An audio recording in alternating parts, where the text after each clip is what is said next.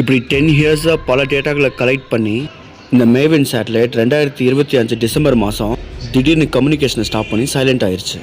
மேவின் satellite கடைசியாக அனுப்பின சிக்னலை வச்சு டெடக்டரி சேஞ்ச் ஆகி மார்ஸோட ஹார்ட்பீட்டில் இருந்து தூக்கி எறியப்பட்டிருக்குன்னு தெரிய வந்திருக்கு.